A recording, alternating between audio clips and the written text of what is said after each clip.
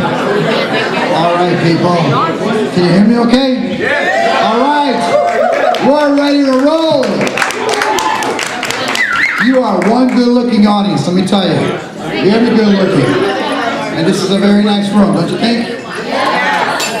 Somebody forgot to take the Christmas lights off, but that's okay. And welcome to Middletown, the only town that has a light in the highway. So that's good. So yeah. Come down, have a seat. There's a seat right here. Come on down. Don't worry, you're not late. We're going to start all over again just for you. Have a seat right here. You look great, by the way. Very nice. And if you act up, we'll put you in the little room, okay? That's right. Those people, they're in a special bus, so it's okay. Those little buses work out. So it's good to see you. And by the way, they have helmets. They'll wear them out later, and you'll see them. So it's good to see you. Thank you very much for coming out. I did lose my voice a little bit. I'm going to use the mic so you can hear me better. All right, you guys can hear me okay? I sound great? Oh my God, do I look good? I tell you, I'm one freaking good-looking guy. You're looking at me, aren't you? You're looking at me. And you're looking at me too, buddy, I can tell. You and me. No, it's good to see you. Thank you very much. Please, have a good time. This is all about you guys having a great time. We have several comedians, but one of them their mother got sick and stuff, and they can't come. So Dave Casey, unfortunately, is not going to be here today. And so our wishes are with him, and his paycheck is with me. But anyways, we got some good people, and you guys got great seats. You guys right there, like right there. That's like the money seat right there. I like it. It's like a little pocket punch right there. And you, I love you. I just met you, but I feel like we know each other for 5 minutes. It's amazing. We're right there. All right, so I'd like to bring up the MC's going to open up for you. This guy and I work together, and you know, sometimes you just meet somebody, and you know they're funny, and they make you crack up, and you wish you could get this guy on the show, and this is not the guy. But he was very nice enough, and he was open, and he is funny as hell. I worked with him several times. Put your hands together, Dr. Joe Dell'Orfano!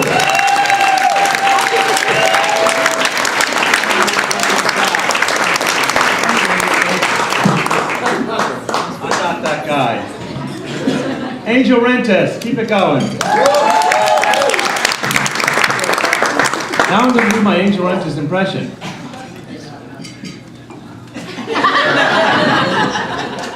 My name is Joe Dell'Orfano. I am a doctor, just not a very good one, which is why I'm here tonight, hoping to get discovered. You laugh, but they offered me my own TV show based on all the patients I've helped. They called it Survivor. It was a mini-series. I didn't always want to be a doctor, but my handwriting was so bad I didn't have much of a choice. And I went to medical school for the wrong reasons. I went to learn all about diseases that I can call in sick with. And they caught me during my gynecology rotation. They called in sick with a yeast infection.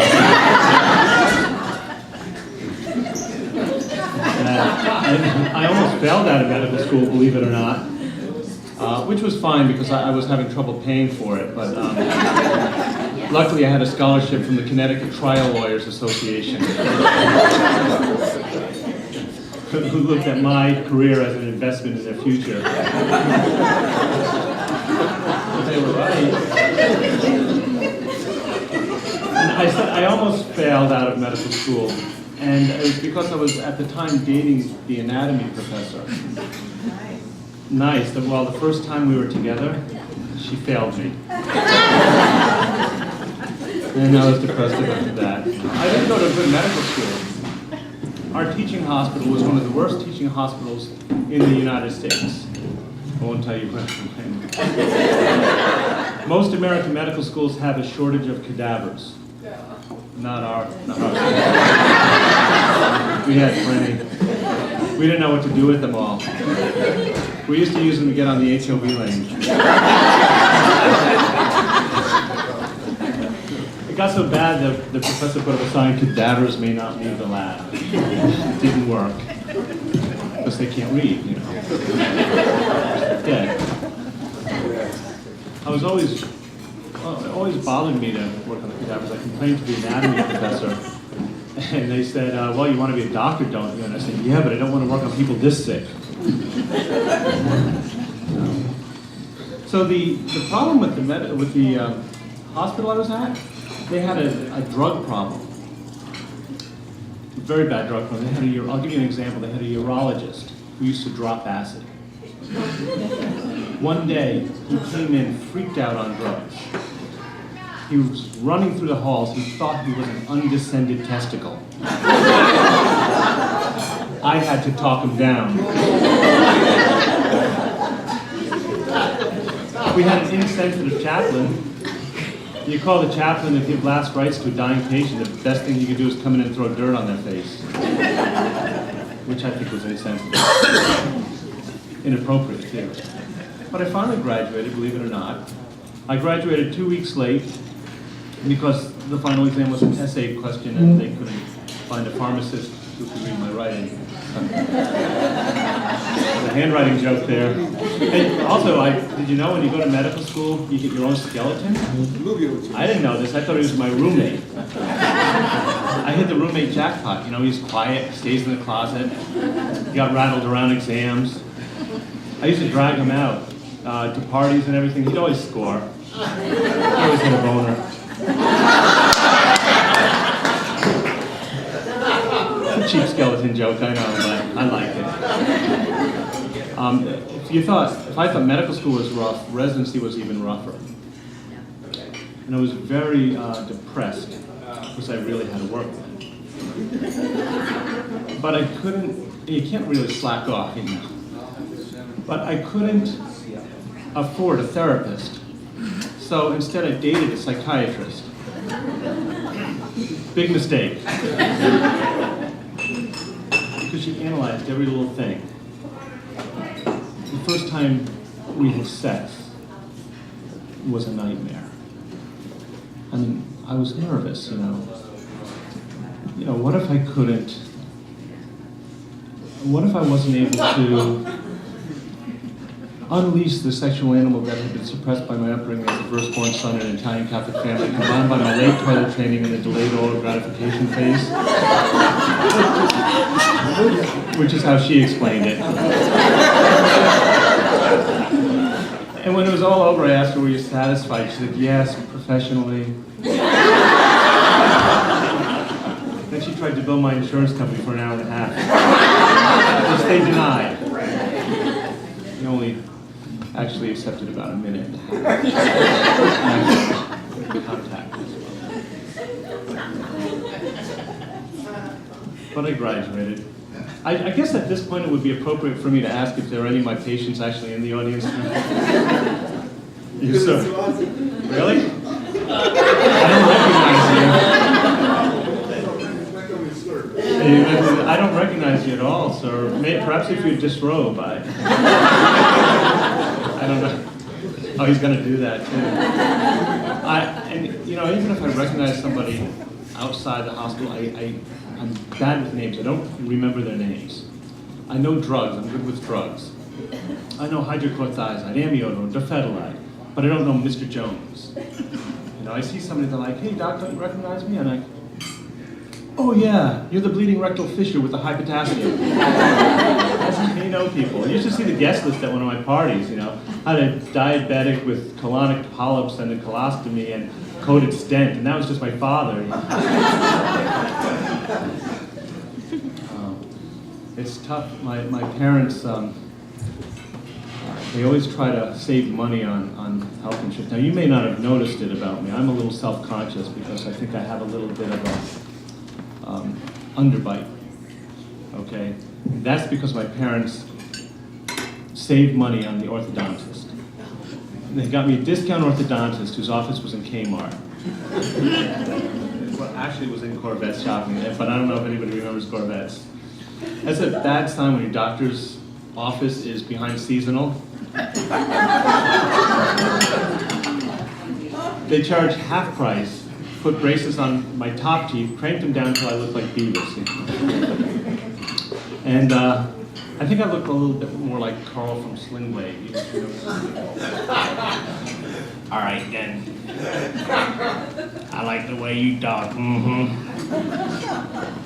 But can I have me some biscuits and gravy? Reckon you ain't never seen that movie.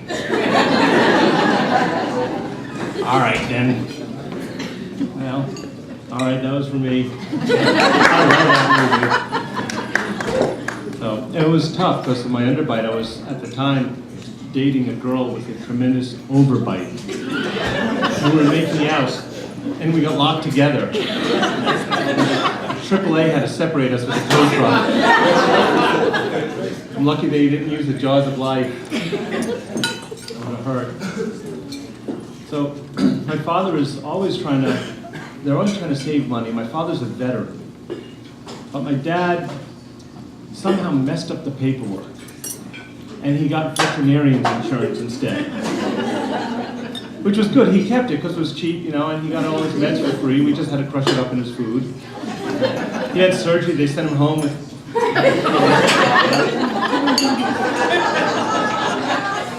And it was actually really good. The doctor was good. He had to go in for like gallbladder or something like that. And the day he went in for surgery, we were all sitting around in the waiting room with the other owners. And the doctor came out after surgery and said everything went well. And while we were in there, we neutered him. My mother was happy. He stopped wandering.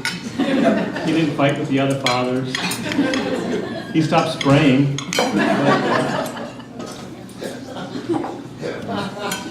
Are there any healthcare workers here? Again, my patient, yeah. So, when you're at a party, do you tell people what you do? Yeah, no, because it depends. Because what happens, people get to find out what you do. Your doctor or something, they're going to ask you for advice, you know, which isn't fair because you know people come up to me and say, hey, you know, I got this problem, whatever. But I don't do the same thing. If I meet a plumber, it's like, you know, hey, you're a plumber. Check out my drip.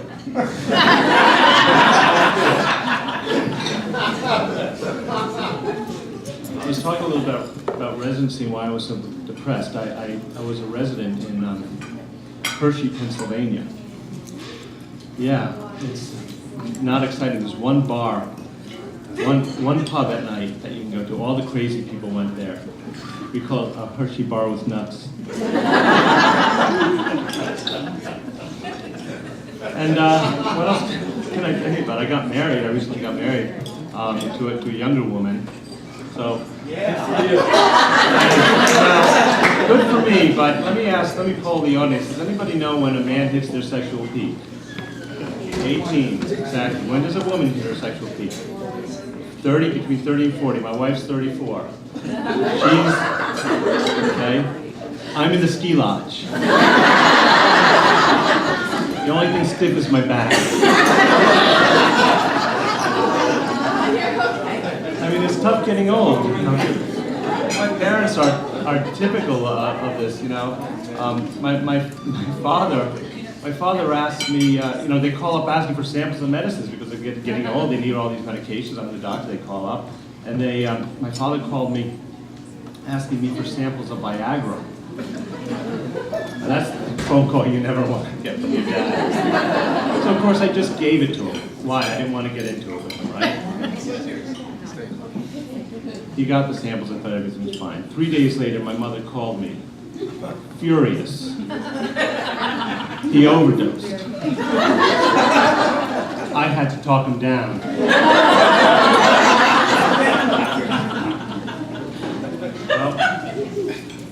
Well, I'm going to finish up now. It's good?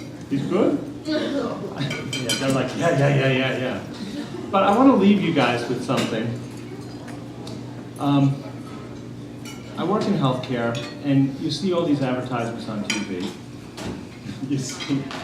You see Hartford Hospital advertising, Middlesex Hospital advertising, St. Francis Hospital advertising, and I think that with all this TV advertising, billboards going on, it won't be long until we hear and see this ad. I'm shouting from the emergency room of my newest Bob's Discount Surgery, where we offer the same operations at less than half the price of the competition. Look at this bypass. Why, these arteries look like arteries, feel like arteries, and they wear like arteries because they are arteries. Come into any Bob's Discount Surgery, get open heart surgery, and not one but two matching end tables. That's right, open heart surgery and two matching end tables. That's why Bob's Discount Surgery keeps growing and growing and growing. Come on down.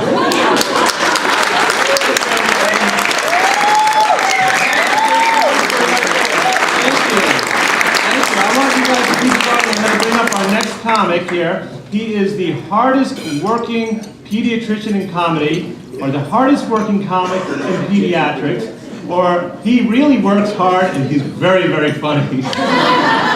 Everybody, please keep it going. Jay Sutay. Dr. Jay Sutay.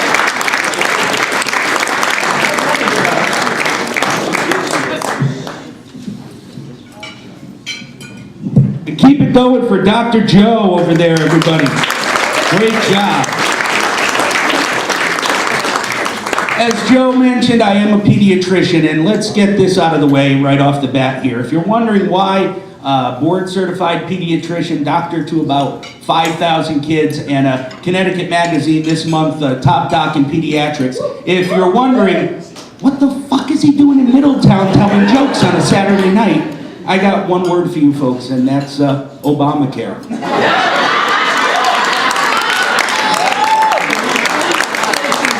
There's a little-known codicil in the Affordable Care Act that by 2016, physicians are going to be required to have a second income stream. So I met with my second career counselor. He gave me a couple of tests, and this is what we fucking came up with. So, to the second half of my life. But thank you very much. It's great to be here in Middletown. Let's give a big round of applause for Angel for setting up such a nice room here. Everything looks terrific. People are eating real food here. It's not like in a comedy club where you have like the comedy club mac and cheese. And I mean, that stuff tastes great going down, but the next afternoon leaves an exit wound like the Kennedy assassination. So enjoy your food. But I am a pediatrician. I do like to point out to crowds, and again, it just happened last week. Pediatricians, even though we take care of kids, we're actually real doctors. I mention that because every week, it seems I have a teenager come in who says to me, hey, Dr. Sutay, like, how old do I have to be till I can go to a real doctor? It's irksome, it is, and part of my job is education, so I tell them, I am a real doctor. I actually went to medical school in this country, thanks. I didn't graduate at the bottom of my class, and I didn't take the small bus to medical school. I actually chose to take care of you little shits. Now why don't you just take your Ritalin prescription and get the hell out of here? Just go. And even though I've been, a pediatrician for 21 years, I still have to take the pediatric board exams every 5 years. And, up in South Windsor where I practice, I take care of, mostly healthy kids. So I've forgotten a lot of the genetic syndromes, the malformations, the chromosomal abnormalities. So I've learned the trick. I take the boards in October because up here in the Northeast, we have one of the best genetics reviews every September. Any of you folks head up to the Big E? Anybody? Then you know what I'm talking about.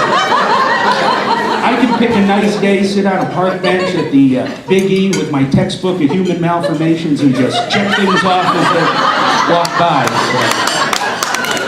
Apparently, this past year I hit Group Home Day, and as I was leaving the park, I was awarded 2 hours of continuing medical education credits as well. And I imagine pediatricians in other areas of the country don't have this genetic consolidation we have at the Big E. They just must have to go from Walmart to Walmart and check out the ingredients.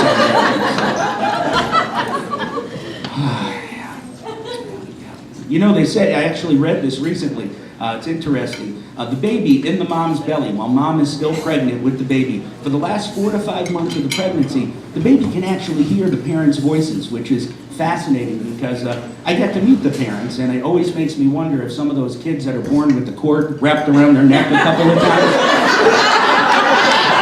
aren't actually failed intrauterine suicide attempts, ladies and gentlemen.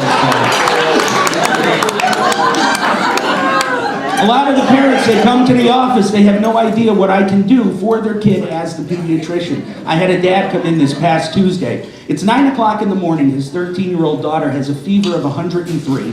He tells me I have to have her better by 3 that afternoon for travel lacrosse tryouts. That's some kind of pressure. 6 hours with a fever. I said to the dad, do you see my diploma on the wall there? It says University of Connecticut School of Medicine, not Hogwarts School of fucking Wizardry.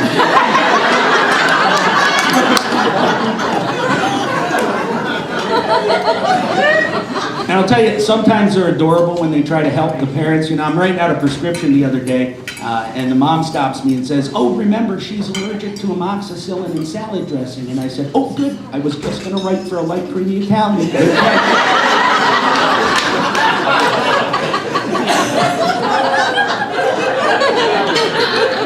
I got a call the other night from a mom. She wants to know if it's okay to give her baby a bath with diarrhea. And I said, I use soap, but you're the mom. You're going to do whatever the hell you want to do, you know? You couldn't Google that one for me, huh? And before the baby is born, the parents oftentimes will come in and interview me a couple weeks before the baby is born. And the ones that are expecting a son, they all ask the same thing. They want to know if the circumcision is going to hurt the baby. And I'm honest with them. I tell them, you know, statistically, just about every kid who has the procedure done can't walk for a fucking year. So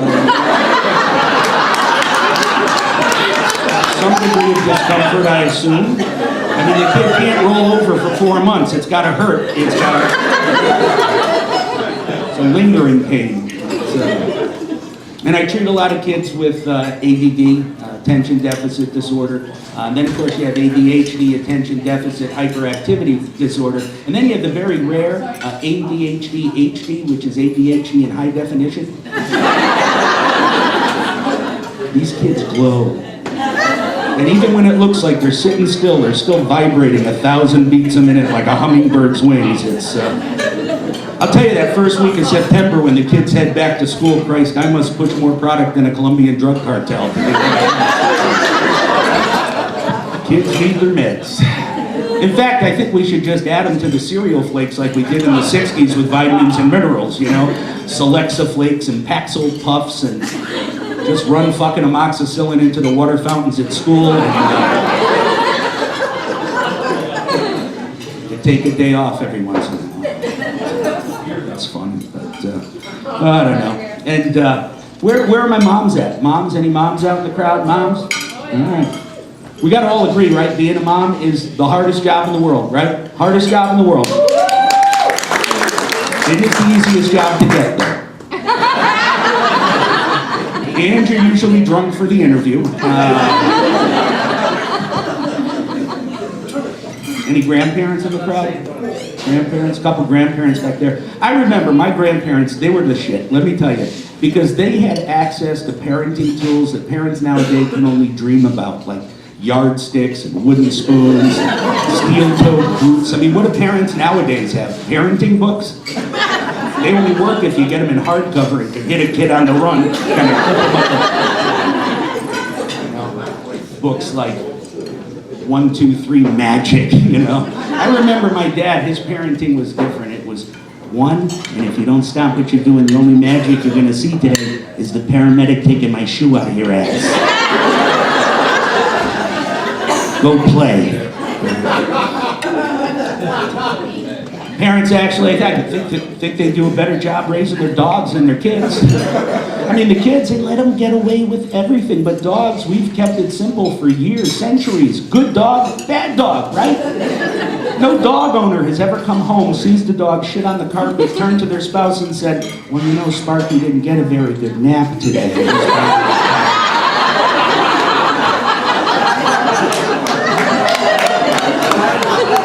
No, usually it's, hey, Sparky, you want to taste some shit, huh? What do you want? You want to go down again? You going to do it again?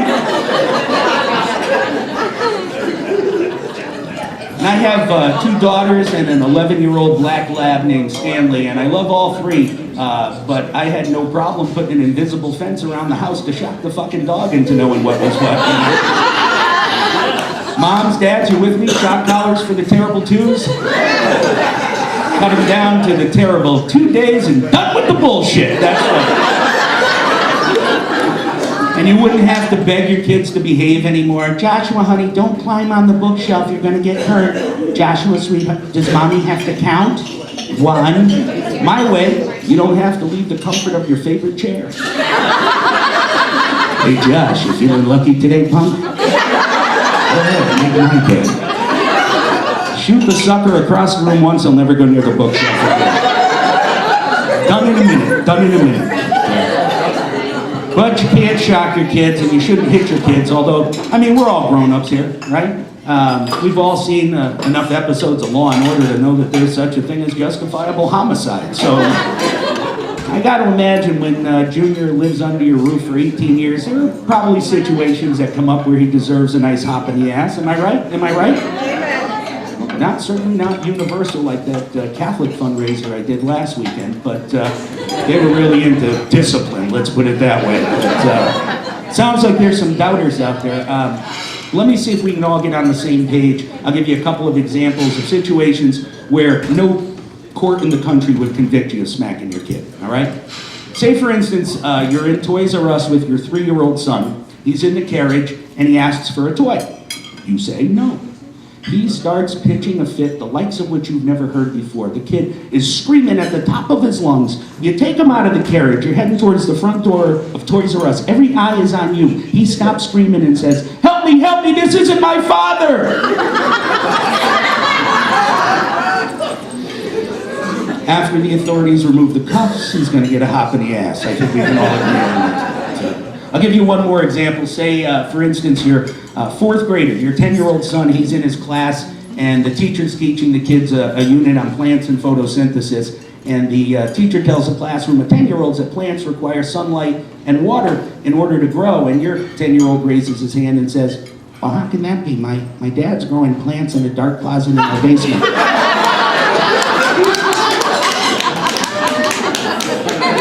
It's going to be an awkward parent-teacher conference, I think. But, I imagine when Dad gets home, the kid's going to get a hop in the ass. But any teachers in the crowd? Any teachers? Because I meet a lot of teachers after shows doing comedies, and I notice that teachers and pediatricians kind of label kids the same way. That really rotten, good-for-nothing kid, never going to amount to anything. Should have been a blowjob.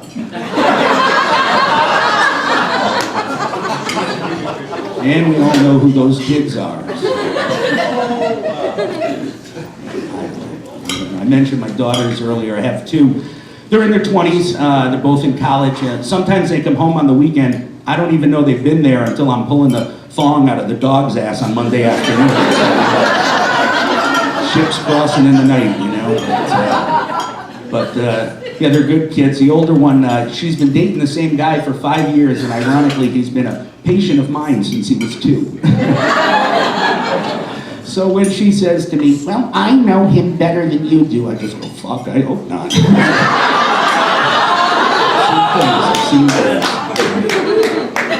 And I'll never forget, a couple years ago, before the senior prom, they went to the prom together. My ex-wife and I were sitting at the kitchen table, and she turns to me and says, oh, the poor thing.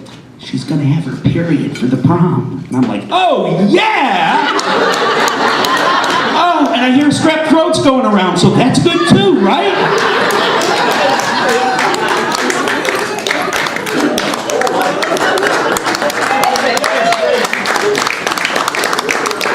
But my younger daughter, smart kid, but not the brighter of the 2.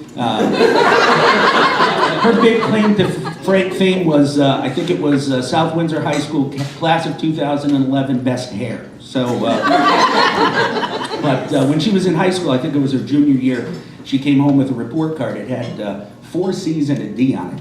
And I thought, it's time for a little tough love. And I said, I'm looking at these grades and I'm thinking, sweetie, you know, the only way you're ever going to get an A or a B is if you catch hepatitis.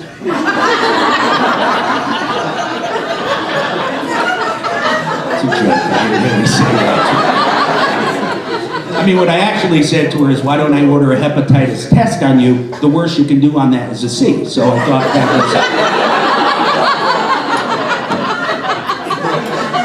And I'm not one of those dads that's embarrassed to go to the CVS, the Walgreens to pick up the kids' period supplies. I mean, I'll walk out with my arms full of pads, plugs, shit with wings flying off it. I don't...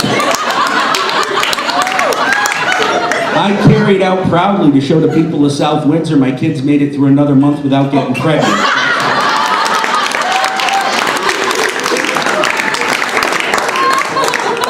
And that's how I've been rolling lately. A little bit about myself. I started doing comedy about 7 years ago. And let's see, when I started 7 years ago, I was happily married. Had a nice house, 50,000 square foot house, beautiful. No, 5,000, sorry. And you know, both of my kids at that time, 7 years ago, they both respected me. And I got none of that shit now. But I got you guys, and that's what I have to do. But yeah, so now I find myself 50 years old, 50, and I know I look good, and I could probably, as long as they still make the Just for Men beard shit, I could probably still pull off 42 with emphysema pretty easily. And it's funny, I turn 50 and I get carded for the first time. I mean, it was for Sutay, but it counts. Right?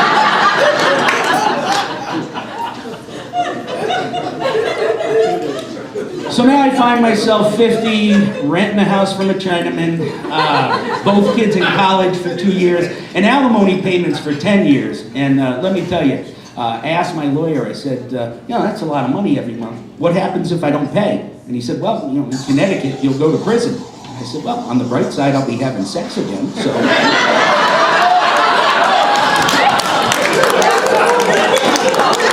I'm a glass half full kind of guy. I mean,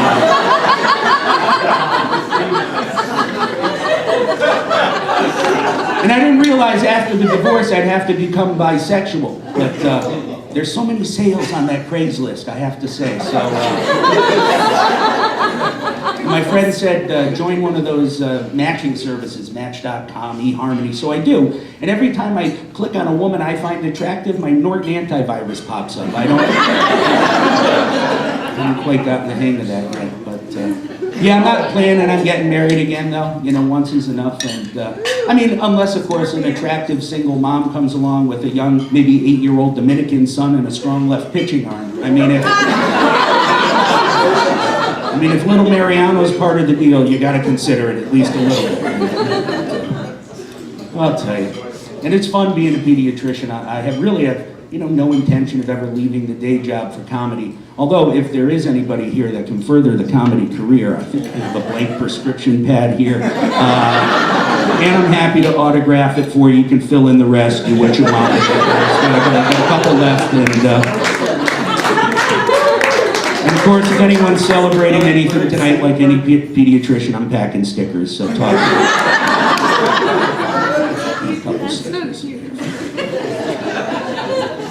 But I have no intention of ever leaving the day job because, you know, I have access to material that no other comic has access to be honest with you. I mean, and it's funny, you know, I've had that conversation for 21 years. I've had the conversation with parents, you know, about the safety of vaccines and whether vaccines cause autism. And I'll have that conversation, but after 21 years, I will not have that conversation with a woman anymore who refers to her kid's belly button as the umbilical cord. So, I mean, I have my limits. It's funny, I walk into an exam room a couple weeks ago, and there's a 7-year-old kid there for his checkup, and he's sitting on the exam room table in his Spider-Man underwear, and he's got this really pissed off look on his face. I mean, he's staring me down. I haven't said a word to him. I said, buddy, what's wrong? He goes, I don't want to be sitting on the table in my underwear.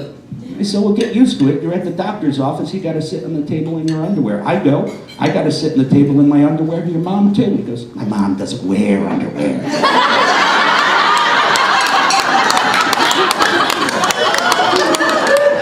I wish I'd made that one up, guys, but a little awkward. Maybe not as awkward as the next couple minutes. Mom felt it necessary to explain to me why she didn't find underwear comfortable, but it was awkward. So we've been dating about 4 weeks now.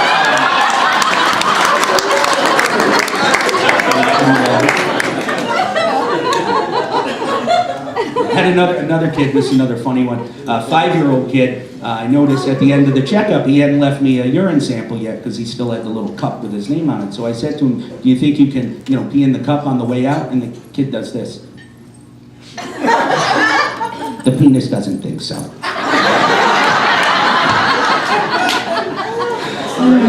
I start wondering if he's got a consultant about other things throughout the day, Jeremy, what do you want to drink for dinner tonight? The penis says we'll go with chocolate milk, Mom. And if you think about it, at 5, he's probably the smartest 5-year-old out there, because in 10 years, it's going to be making all the decisions for him.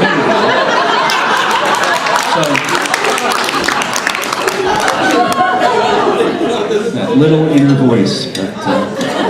Last fall, I'm giving out flu vaccines. I asked this kid, which arm do you want me to give you the shot in? He says, my brother's? It's hysterical. Let me throw this out there too. Can we cut the bullshit with the kids' names and realize we're naming human fucking beings, okay?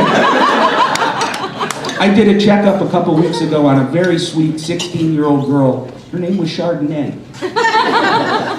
Probably not a good idea to name your kids after your favorite beverages, guys. You get the twins, Fresca, Fanta, come on ladies, in the van, here we go.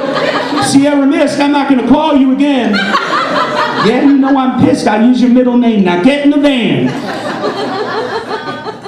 I went to the hospital a couple weeks ago to see a newborn baby girl, and I asked the mom what name they picked out for her, and she said, well, let me spell it for you. So I knew I was in fucking trouble. She says capital L-A, dash, one of them hyphens, capital A. And I said, well, how do you pronounce that? La-ah? She goes, no, La-dasha. The dash is not silent, Dr. Sutay.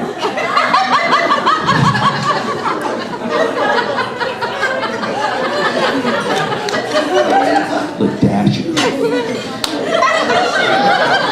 I'd like to be that kid overhearing that conversation in the womb, I like LaDasha. We'll just go with the dash and it won't be silent. All right, fuck this. I'm out of here. Okay, tighten it up, honey. Tighten it up. And since when did the apostrophe become the 27th letter of our alphabet, ladies and gentlemen? We've got vowels. Use the vowels. You can use more than one. You can use it twice, 3 times in a name. You pick out the name Janae, spell it J-A-N-A-E, there's no problem. You spell it J''N-A-E, that Janae ain't going to college. There's no apostrophe bubble on the SATs. The kid can't take a standardized test, for Christ's sake.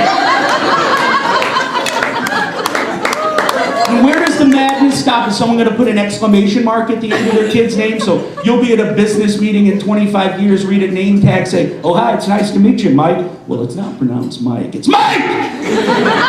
That's an exclamation mark, buddy. It's not there for show.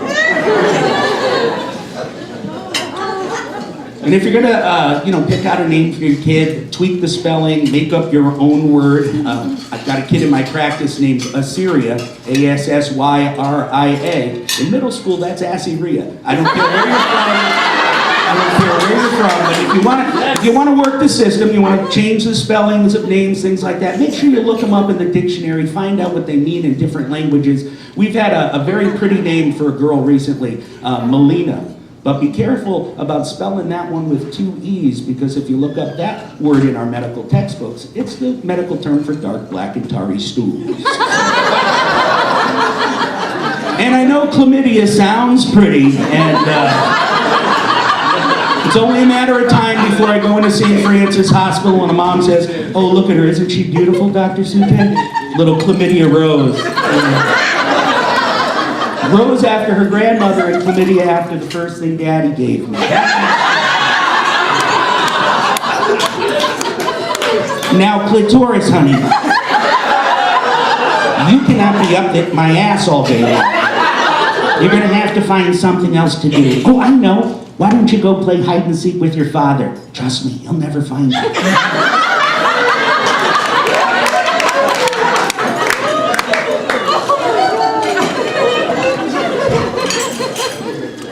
You see some crazy ass shit out there, I'll tell you. Oh, my nose is stuffy. Anybody starting with the allergies yet? Today's first day in the 60s, allergies. Anybody with allergies out there? What, 2 people? Fucking Claritons making $1 billion a year. There's 2 people on it. And we all know Benadryl. You know, Benadryl's the best antihistamine out there. The only problem with it is it makes you sleepy. You know, so people take Claritin, but we know Benadryl is a better antihistamine because, say, for instance, you have a bee sting allergy and somebody gives you a Claritin, you're gonna die. So hope somebody's got some Benadryl, and yeah, you're gonna live and maybe be asleep in 60 minutes. But you know, I've come up with the solution to that sleepy side effect for Benadryl. Dr. Sutay's Benadryl. A little Benadryl for the allergies, a little Ritalin for that sleepy side effect, you know. And I've already thought up the ad campaign. Oh, thank God for Joshua's allergies, because with Benadryl, he's an honest man. Thanks, Benadryl. Did you ever notice how hard it is to get kids to learn how to swallow pills? But nickels, marbles, quarters, they go down without any problem. And the medicine tastes good nowadays, right? We make it taste good for the kids. It tastes like shit when we were kids. I still got some penicillin caught behind my back tooth here that keeps coming up. But we make the medicine taste good and kids still don't want to take it. I've come up with the solution for that too. Dr. Sutay's Rectomox. Rectal amoxicillin suppositories. Hey Timmy, you can drink a teaspoon of this delicious bubblegum flavored medicine, or I can shove this torpedo up your ass.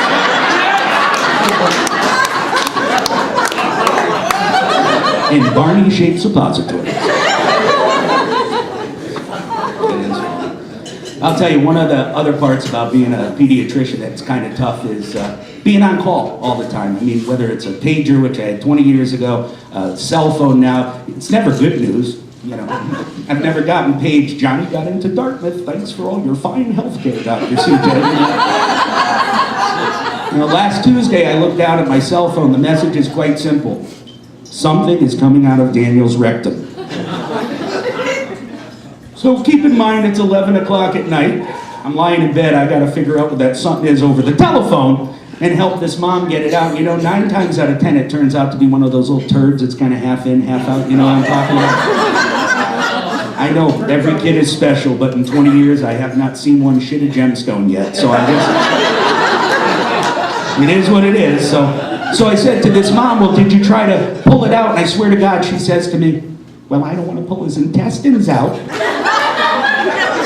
Because we've all heard of cases of accidental disembowelment, right? It seems to happen all. Help your grandma with her colon. Grandma's colon's out, kids. Help her up. I mean, I'm not proud of it, but I've had shits the size of my forearm. I never looked down and said, holy Christ, was that my liver? Did I shit my liver? I shit my liver?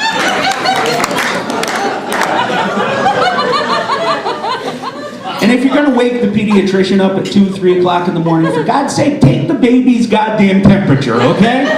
It's not too much to ask. I get woken up the other night by the mother of a 4-month-old baby boy who was fussy.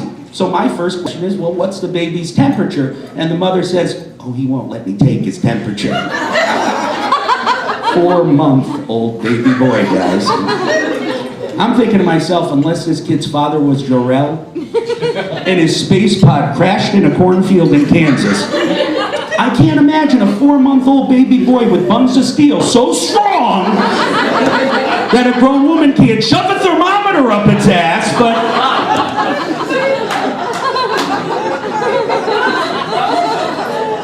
Maybe 21 years is too much. And of course they describe pediatricians as doctors with little patience. That's so cute, isn't it? Yeah. Little patience. You'd have little patience too, though, if every time you tried to do a throat culture on a 5-year-old, you had your nuts kicked into your chest cavity. His mom can't handle 2 legs at the same time.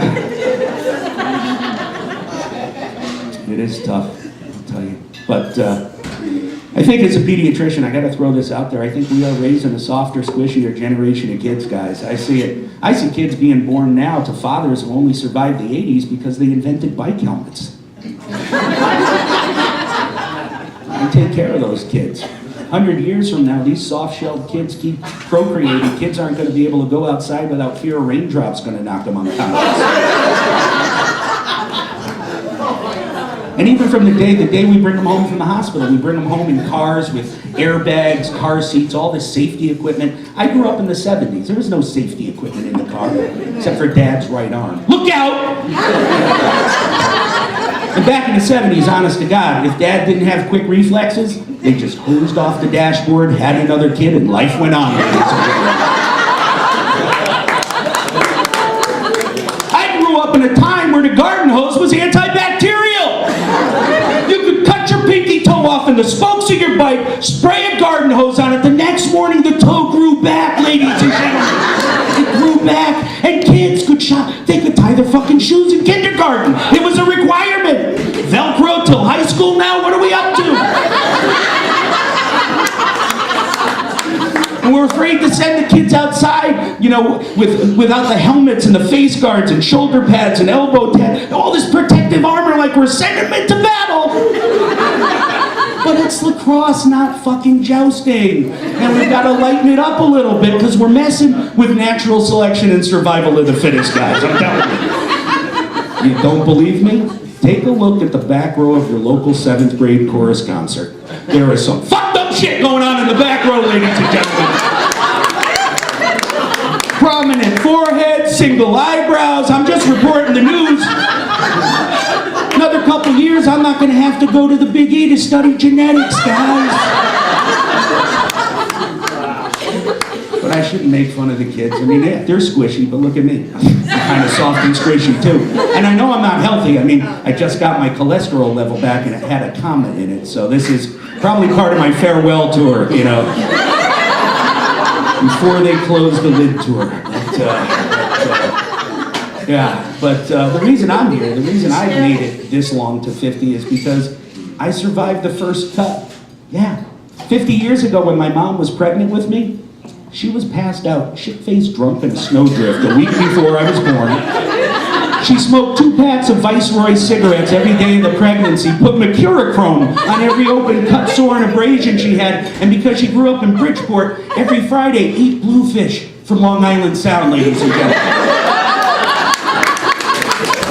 So here's little embryonic Dr. J in his mother's uterine cesspool of nicotine and caffeine and mercury and whatever the fuck tab was made out of. And somehow I made it out of that uterus and survived to entertain you folks here in Middletown tonight. My name is Dr. J. Thank you. You guys have been great. Thank you so much.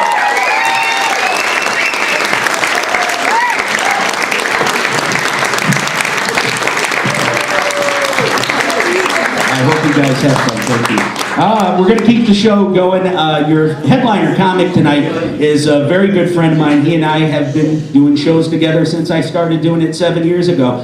He also has competed with me down in the funniest comic in New England contest down at the Mohegan Sun. He's a very, very funny guy. And much like the medical world, 2 doctors are opening up for an APRN. So ladies and gentlemen, let's give it up for Angel Rentas.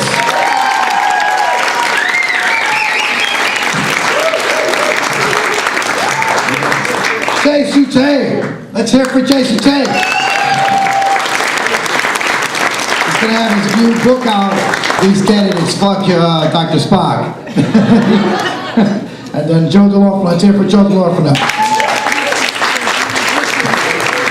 That was awesome. His wife is here, his pretty wife. She raises dogs, special dogs. What are they called again? Brigham Masters. They're like reggae dogs, right? Yeah, real fruit man. And Wilson, thanks for yelling shit out in the middle of the shows. That's cool. I screw bigger men than you in prison, so don't say anything, okay? And you guys having fun? Yeah, good time? This is awesome. This is an awesome place. They have regular bathrooms, the one you flush. The ones that don't have the beam that breaks and gives you an enema all of a sudden when you're taking a dump. I mean, those are all, you know what I mean? And they have, it's the old school way, so you have to line the toilet paper, like, you know, put it down like that. You do that, like you protect yourself. You don't want to catch anything. And I have this terrible cold. You know, so I excuse my voice. You know what's really weird? Is when you catch a cold, don't you want to know who the hell gave it to you? It's like cold CSI. You're like looking for those bastards, you know? You're looking, who gave it to me? And you really can't give it back because the person that got it, he's immune now. The best you can do is go to the cubicle and fart. That's it. Fucking Jim. Lots that shit. I'm talking about, you know, so I'm tossing air biscuit in there. That's the way it works. You know? And I'm paranoid about catching a cold all the time because of H1N1 or whatever. You know, there's always these things, you know. I feel bad for my, you know, my friend, you know, he's Korean, so he always looks like he's gonna sneeze on you. He's like, I'm gonna go Mexican, fuck it, let's go. I want to offend the Korean people, you know. It's a bad deal, you know. It's good, you know. It's a lot of things. So we're all in medicine and stuff, and you know, there's really nothing big in medicine happening except now we can give away legal, you know, weed. That's it. There's legal weed now, right? You hear that all the time? Legal weed, it's amazing now, you know, it's great, you know. So how do you get that shit though? You get a prescription and you walk up to a drug dealer,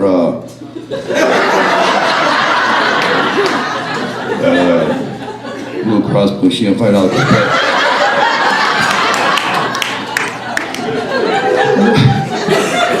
So you get pot legally, but they outlawed like 16-ounce drinks in New York City, and you can't buy a freaking Twinkie.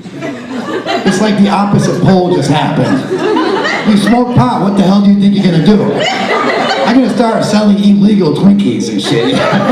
People are gonna get high, and I'm gonna be there like a Twinkie. $500.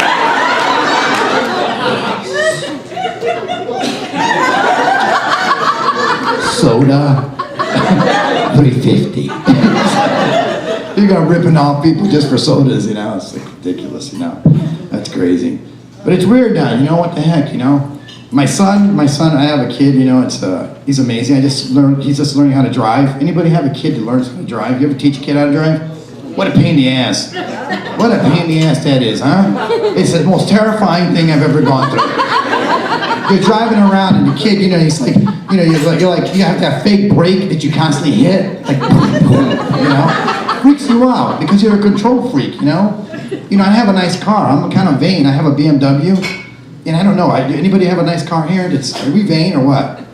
It's just the way it is, you know. We don't care. We just want. It doesn't matter. I just want to look good if I crash or something. You know what I mean? It's like, oh my God, he's in flames, but doesn't he look great? He's in a BMW. Oh my God, the blue flame is beautiful. You know? I'm gonna shove that. He's like, get the jaws of life for God's sake. He's parked. Oh, it's okay. But that's the way it is. I mean, by the way, you guys getting tipping the waitresses? You guys are doing that? Because they have a cocaine problem, so it's important. You know, I just want to remember that, okay? That's good, you know. Love the whole skunk thing. This looks good. Right in front of me, no. She was a guy doing a prostate exam right now.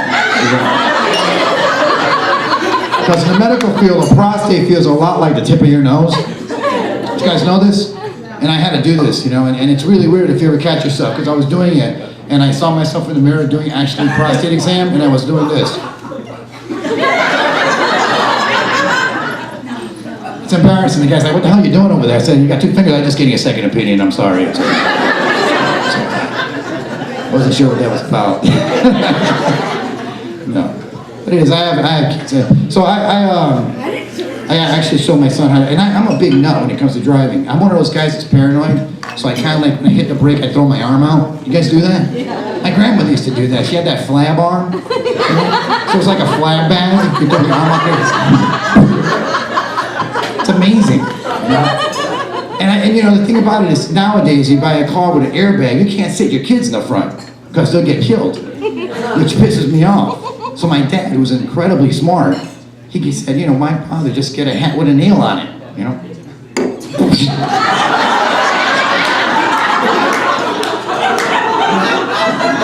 Makes sense, you know? It just makes sense to me.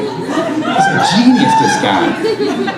And I'm in the car, control me. You ever drive in a car and you're driving, and all of a sudden it starts to like sprinkle, and the guy doesn't put his wipers on, and you're like, can you see? And these are the same guys when the wipers go on and it starts raining, the wipers still are on. Like, you see this? That's the way I am.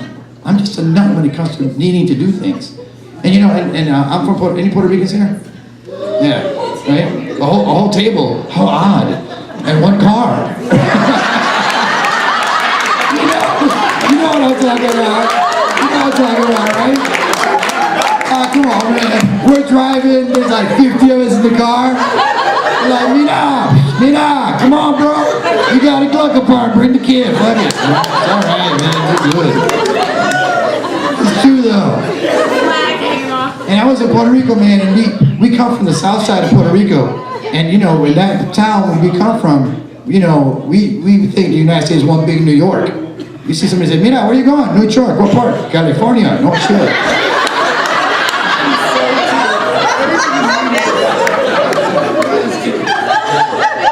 But be proud of who you are, man. Your name means everything, you know? Your name means everything. Like Smith. If you're Smith, it means that you come from blacksmiths.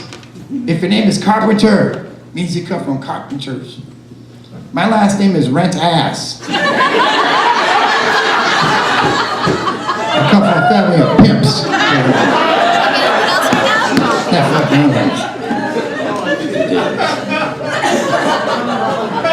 And you know what's bad? I have two adopted kids, you know, they're from Guatemala and stuff, and they learn shit, you know? And my kids came back home, and my daughter says to me, Dad, you Spaniard? I said, well, Puerto Ricans, we all have Spaniard blood. She goes, well, your people killed my people. I'm like, what the hell? What kind of shit is that? The kids are so different. You gotta go to school all the time for shit. All the time I'm in their school all the time, you know, when I was growing up old school, your parents didn't go to school unless you're gonna get an ass whooping. You know what I mean? It's like if you were gonna go to school, you were gonna make your dad miss a day of pay. And he was gonna beat your ass. You know what I mean? And God, you know, I was like, no, call him because he's working overtime. That's a double ass whooping. That's a double ass whooping. And I used to go to a semi-private school. Education was free, but you had to pay to walk down the hallway. And it was, you know, I want to take karate. Anybody take karate? How many years did you take karate for? 3 years. What you pay, like $400 or something like that? I know a buddy of mine, 10 years of karate. $3,000 worth of karate. Never kicked anybody's ass. I would be scared to mess with a guy like that. Wait, give me 20 years of karate, you want to whoop somebody's ass. You know? It's like the newspaper boy, I don't have enough change. Oh, $1.95, motherfucker. You know? Scares the hell out of me. Serious. He wants to know that shit, you know? It's all scary stuff, man. No, my parents are cool and stuff. You know, I have kids and I want to be like my parents. I don't want to beat them up and stuff. You know, my wife, actually, her parents make you feel guilty. So we kind of meet in the middle after 25 years of marriage. You figure you know, if my kids did something wrong, I would beat their friends and then make them feel guilty for it. You know what I mean? Like, Jimmy would have been a good basketball player if I didn't break his arm. Now do your work, you know. That's what I'm saying. Kids are just weird like that, you know. But I love my kids, man. My kids are awesome. And my wife is awesome, man. We've been married 25 years. 25 years, man. And we went through natural disasters and everything, man. I was in an earthquake with my wife. We were in an earthquake. We were in California, and then we were on the 13th floor, and there was an earthquake, and I ran. And don't get me wrong, I texted her when I got back down. And she was upset because I ran. She was like, you know, till death do us part. It's like, well, I saw death, I did my part. I ran. You do your part too, run. Goddamn it, run. Now, I'm terrified. I'm not that bravest man. I didn't take 10 years of karate, you know? I will shoot you or run you over the car, but you can't get inside. You know? know, I mean, if we get jumped, you better run. Bring sneakers with you or something. You know? I'm right here. The lights, feel the lights. I'm like, oh. My wife is great. I mean, I love her, don't get me wrong. I mean, we wouldn't survive like 2 weeks without electricity that last winter. Remember that? The whole power went down. We would have froze to death if it wasn't for hot flashes, you know what I mean? Because she would have hot flashes, and they would activate with wine, so we would fill her up like Harrison. Like, drink up, girl, come on, drink up, goddammit. Come on, kid, she's flashing.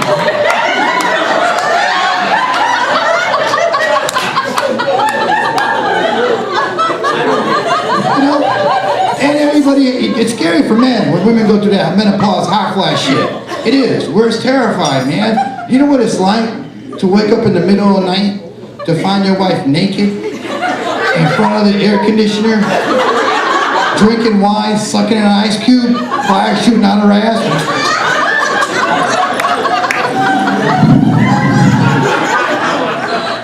It's scary for us, man. We're like, no, we don't want any trouble. I'm just going to sleep over here first. You don't want any trouble. And God bless her, she lost weight. We all try to lose weight. Every year is the same shit, isn't it? Same shit every year. They try to lose weight, man. You know, you try to lose weight. And I tried everything, man. You know? I tried everything. I tried running. I don't like running because my cousin dropped dead running. He got shot by a cop running from a crime scene. The fact is, this dude was running. And that's the shit that started it, all right? I don't do that shit. I don't run that. I like the clothes because I like the spandex pants. You ever put on the spandex pants, they just hold everything in? It's a lot like a minivan. You feel very safe, but you don't want your friends to see you. And I tried everything, man. I tried a low-income diet, you know, which worked. But you know, you think about it, you know, I tried everything. Anybody go to Weight Watchers? You ever go to lunch with a person from Weight Watchers? They do the point system? Those motherfuckers. It's like going to lunch with the Rain Man. They're over there, they're like, cheesecake, 45 points, yeah, 45 points cheesecake. Roast beef, 35 points. Shut up! Fuck out of here. It's pathetic. It's just pathetic, man. And you know what I tried? I'm so desperate. I tried this thing, it's a dumbbell, that shakes. You ever see that thing? Now, when has this motion made you lose weight? Because I would have been the skinniest kid in high school. I would have weighed 80 pounds in high school. People were like, eat something, motherfucker, please, just eat something. Eat anything. This kid's starving to death, guys. It's pathetic. You know, I understand high school, you're taking those long, big boy showers and shit, you know? But that's the way you know? I can hear you. I'm repeating it. It's having flashbacks. If he comes back real skinny, you know why.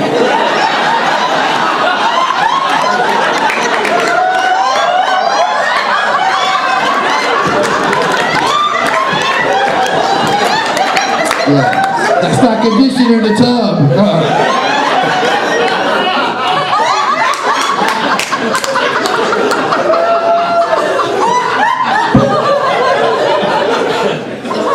Those seats don't look that great anymore, do they?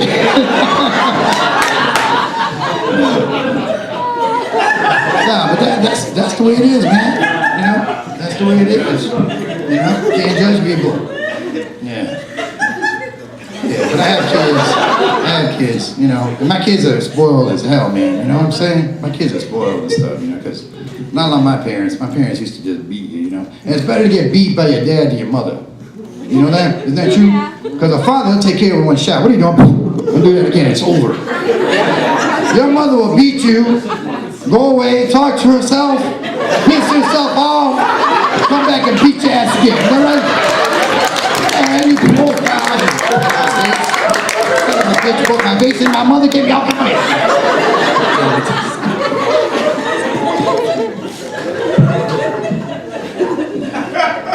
Some mothers, they can mess you up, man. Anybody ever get hit with a sandal? That girl, did you see Hillary Clinton? Somebody threw a shoe at her, and they missed. And that wasn't a real mother. She had a sandal, she would have beat the shit out of her. Jesus Christ. My kids are spoiled, man, you know. My kids want everything. So I ended up, my daughter, man, I got her an American Girl doll. You know what that is? Yeah. That's expensive as hell, man. American Girl, $100, American Girl doll. I pay $100 for a doll, I'm blowing it up, you know what I'm saying? Where's the doll, Daddy? Oh, he's just playing. That's just conditioner, don't worry about it.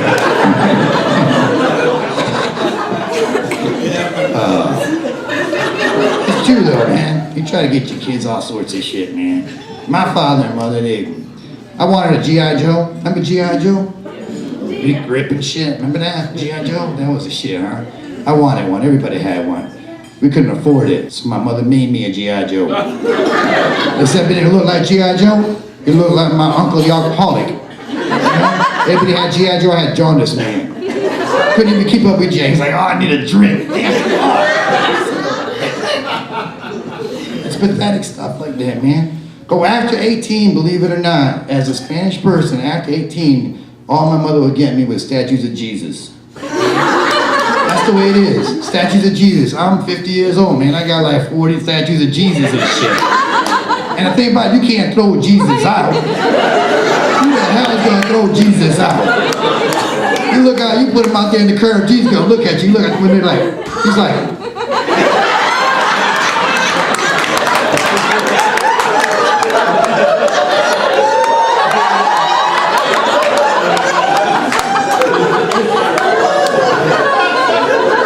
you gotta go back out there and pick him up like, come on, Jesus, Jesus.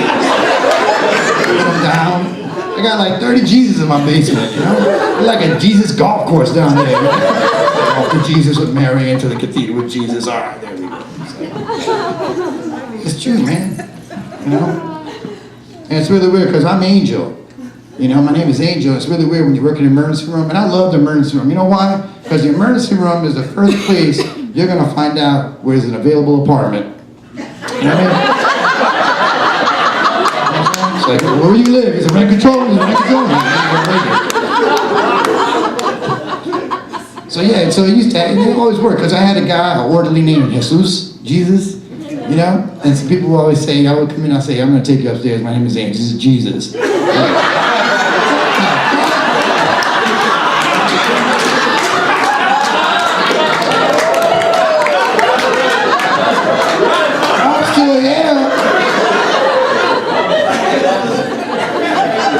You know, it's a little scary, you know? When you have that whole thing. The whole Jesus thing, you know?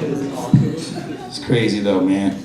Yeah, so I end up working in a hospital. But you know what I did? You know what? The American Girl doll, if it breaks, you can actually take it to New York.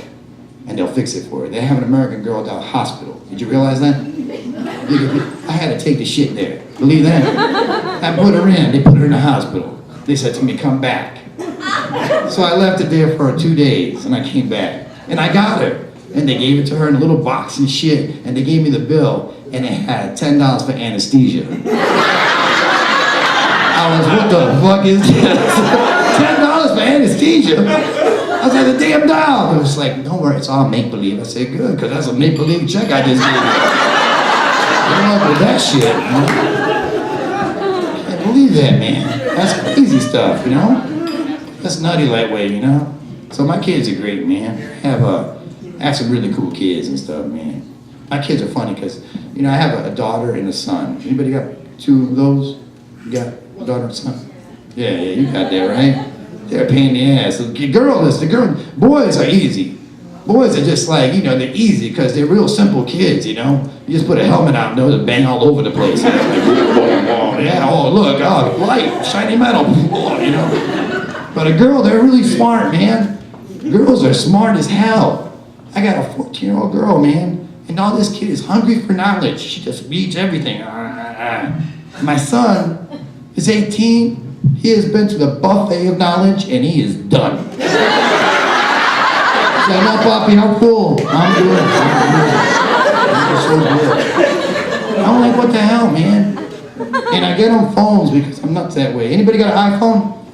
They're weird. Everybody ever, you ever send somebody a text and then you see this little bubble comes up and they're writing you a message, you can see that shit. And you're like, oh damn, this is long. They're gonna write a big message and then bing, K. K. I'm like, what the hell, man? And I get them phantom texts. I'm like, they're vibrating here.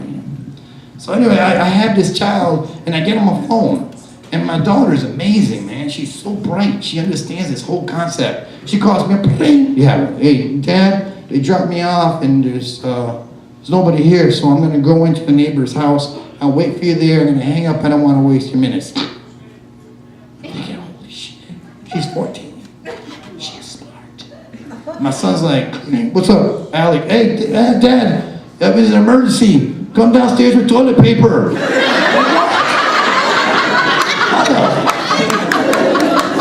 like, this kid. I'm like, he's 18, still using plastic utensils. I'm like, come on, man.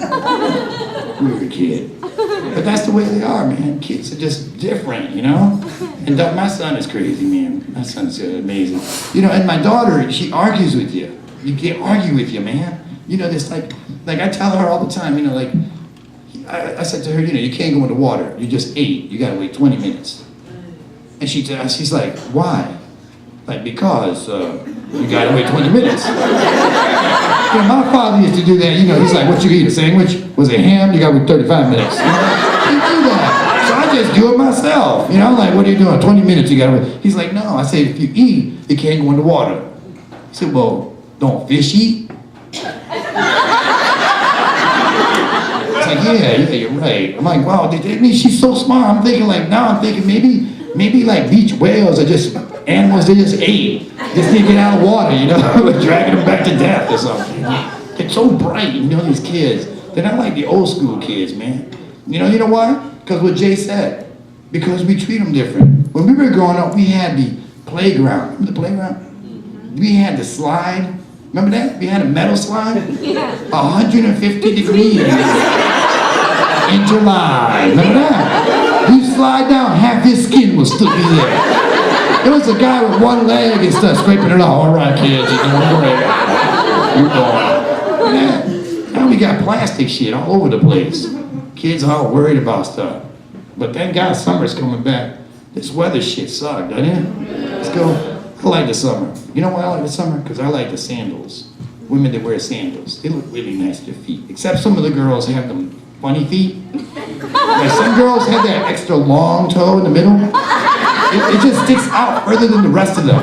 It's like a scout toe. It just sticks out there.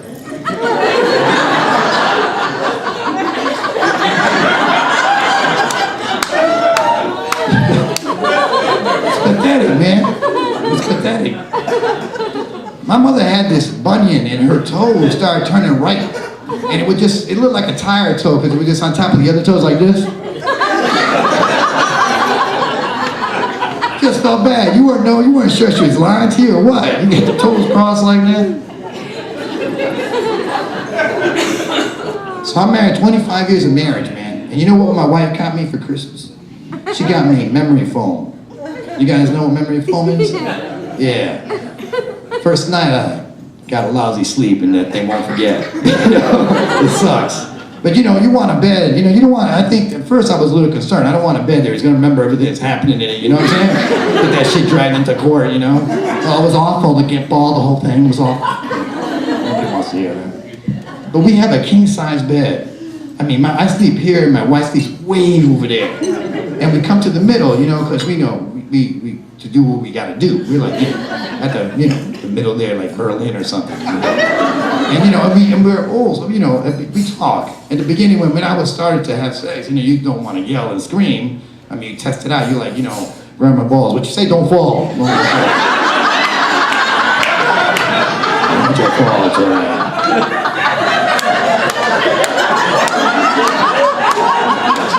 It's true, we fall asleep, don't we?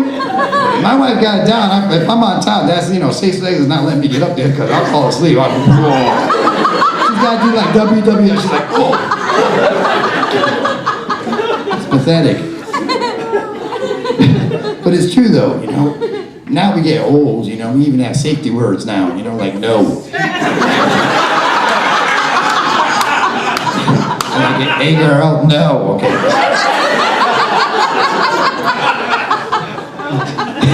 I hear that shit all the time. You guys yell out, no, I'm falling asleep right here. But I love the bed, man. The bed is the nicest place to be, you know that? I love the bed. Sometimes I'll fall asleep on the couch, because it's like the cousin of the bed, you know? And I feel guilty when I wake up in the middle of the night like I did something wrong, like I'm cheating on the bed. I'm like, oh, it's 3 o'clock, I fell asleep. Get to the bed, hey man. I was with your cousin. And once you're in bed, I'm not getting out of bed, man. If I can pee from the bed to the toilet, I would. Damn prostate, you know. But it's true, we're lazy as hell. Anybody have a fitted sheet ever come off their bed? Ain't that a bitch? You get out of bed? Hell no. Hell no. You will not get out of that bed, huh? You're like, fuck that shit. You're like, grab it up, and you're like, all right, jump. Get up, bitch, get up. God damn it. Jump. Recognize yourself. You will not get up. You can give a damn. It could be a fire, you won't get up. And the time she comes off of you, you just get out of bed and make it no. You throw it up and try to grab with that toe, aren't you? Sitting there like a rocket.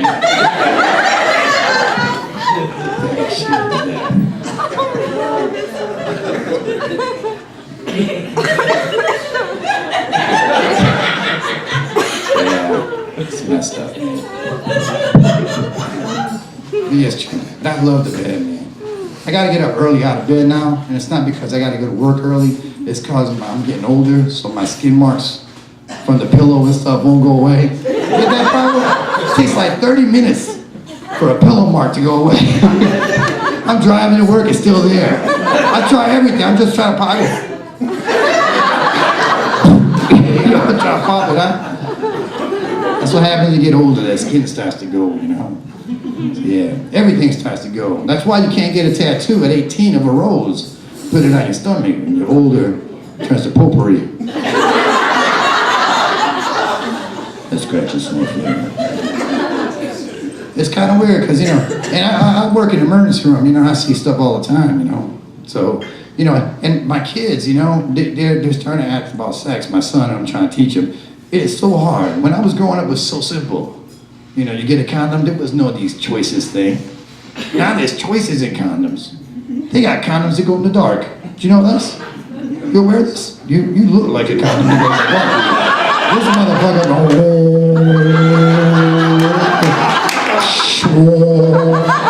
I'll tell you what, Doc Vader. You can't, if you don't get laid, what are you gonna do? Like go to Bradley and land a plane that night or some shit?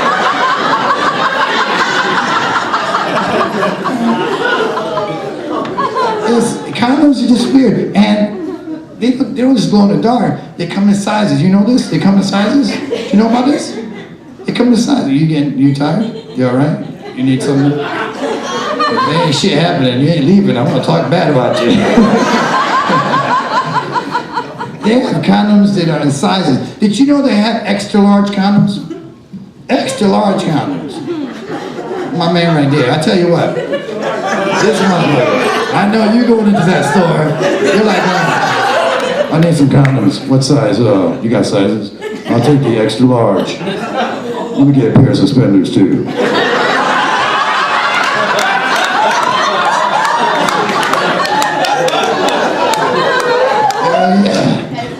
You gotta get like an insert or some shit, man. You know what I mean? Damn. They are crazy stuff, man. So, you know. But, you know, I miss stuff like that, because, you know, I used to, like, you know, like, I'm old school. You know what I miss? I miss the penny candy. Anybody ever eat penny candy? Yeah. Penny candy is the best candy in the world. Like Mary Jane's. Remember Mary Jane's? Yeah, that was a shit, huh? Remember that? Blow Pops. We had some bad candies too. Remember the cigarette candies? Yeah. You were smoking out there. You're 3 years old. You smoking cigarettes.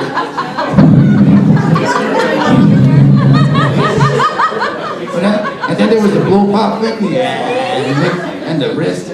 You were like all that candy jewelry making your neck out green. And you would sit there like doing that in the middle of school, like smoking with the jewelry, little Willy Wonka hoe. This shit, man. That's the shit. And then you know what? There's one candy I had a problem with. They used to come in this big paper, right? It was long and had little dots. The dots. That shit pissed me off. Man. That was the hardest candy to eat. You were up there like, it was like 100 calories and you burned 200 calories just eating the shit, right? Pathetic. And nowadays, kids don't have that shit. What do the kids have now? The worst. Skittles, right? What is that? Dot set free? That shit like that, man. So you guys are having fun? Alright, so what time is it? 9:30. Alright, it's 9:30, so we gotta end the show. But before we end the show, I do this every show. I try to do this, get you involved. Why don't you come up here for a second? Come up here. You. Yeah, you. Trust me, I will not hurt you. Trust me. I will not hurt you.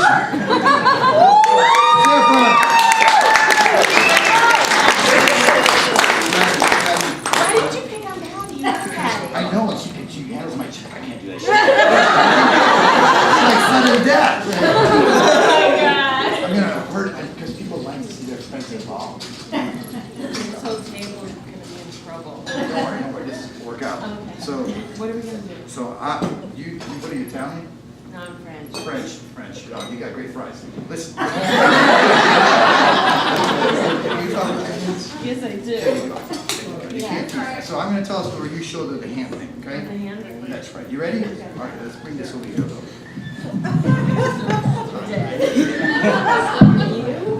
Trouble. All right, let's go. Let's do this.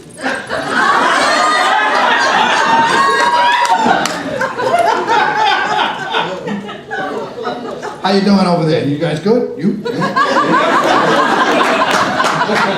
Darth Vader over there? You good?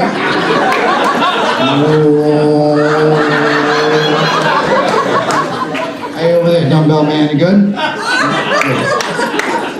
All right, you in. So I'm glad, thank you so much. Thank you. First of all, I'm very touched. Very touched. Oh my God.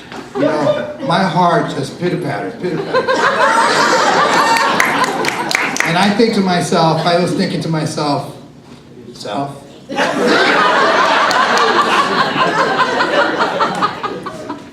almost spoke my own ear out.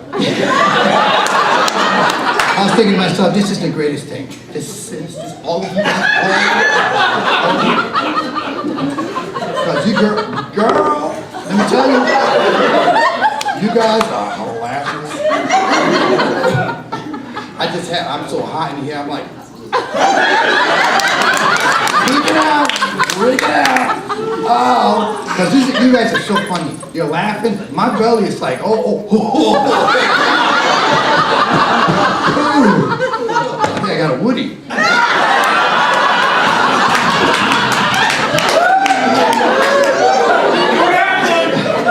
can't grab my breast like that, man. Let's get it loose.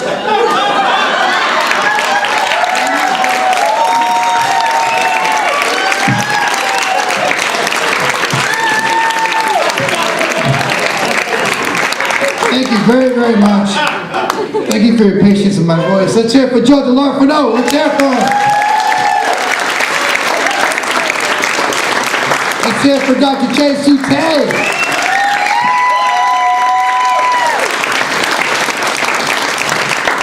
This is the first time we actually use this front for comedy, so thanks for being so patient with the lighting, the voice, the whole thing. You guys are awesome. Let's hear a big hand for you guys.